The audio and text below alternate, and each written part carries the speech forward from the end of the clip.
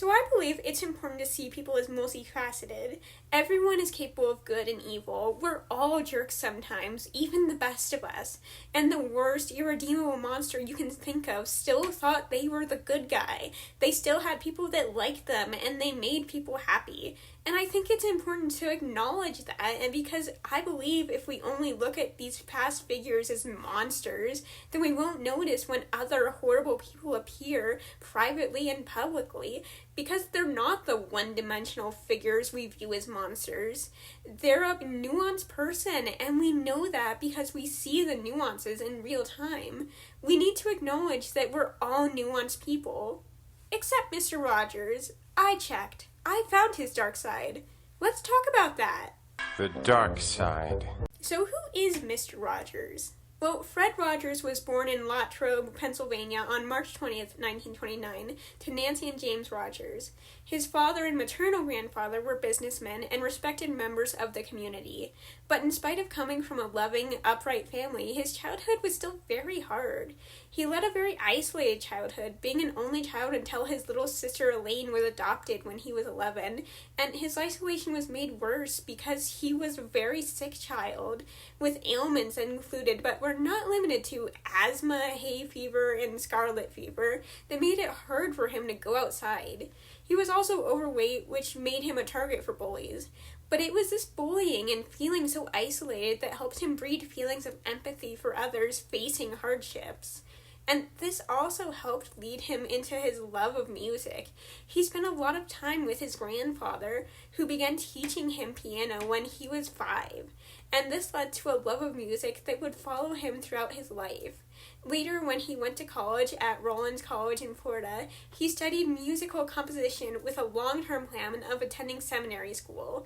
And Rollins is where he met his wife, Joanna Rogers. But Mr. Rogers decided not to attend seminary school, not because he liked the girl, because apparently whatever religion studies seminary allows for marriage, but because when he was in college, he saw a children's television show and was so disgusted by the low quality of it, he knew he could make something better and meaningful, and decided to pursue that. So Mr. Rogers went to New York, where he started pursuing his big TV dreams, until he heard of a new public station, WQED, back in Pennsylvania.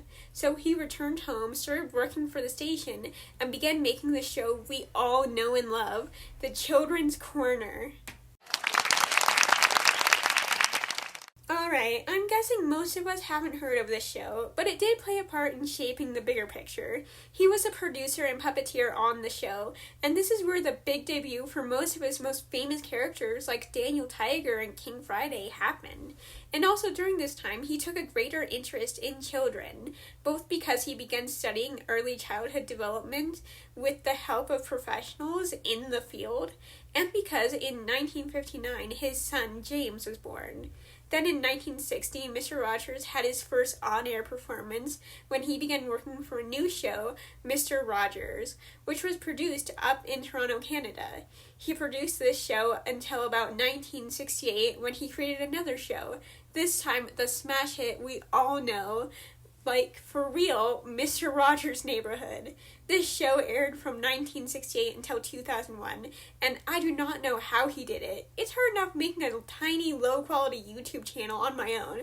This man scripted, produced it, and hosted the show. He helped design the neighborhood off Latrobe, create characters, and wrote over 200 songs for the show.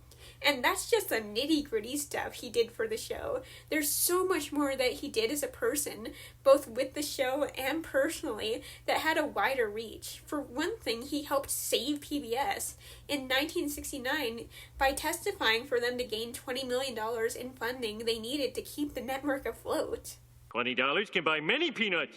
And on Mr. Rogers' Neighborhood, he preached kindness, empathy, understanding, and mental health. Some remarkable things he did on the show included, but were not limited to, helping support and move along the civil rights movement when he shared a pool with Officer Clemens. At the time, segregation was in full swing, including in public pools, so them sharing a pool was a big deal. Then in 1981, Mr. Rogers helped raise awareness for disability when he had Jeff Erlanger, a paraplegic boy, on the show and asked him about his disability. And those are just the examples that made my eyes misty.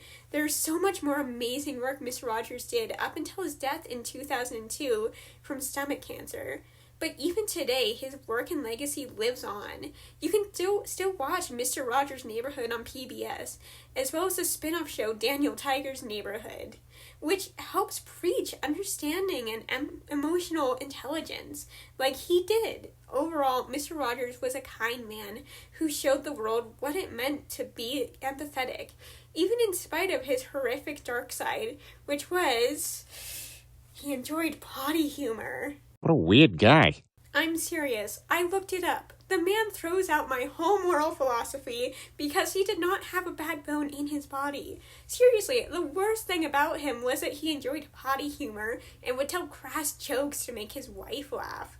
I guess there's an argument to be made about the low-level evil that is anything to do with television and the insidious nature of it directly marketing to children. But it's the Education Network. It's Elmo and Arthur and Mr. Rogers. And honestly, I need to stop filming and write down the creators of the other shows because Jim Henson and Mark Brown deserve their own videos. In the meantime, if you don't feel like reading and writing, go out and watch Mr. Rogers' Neighborhood.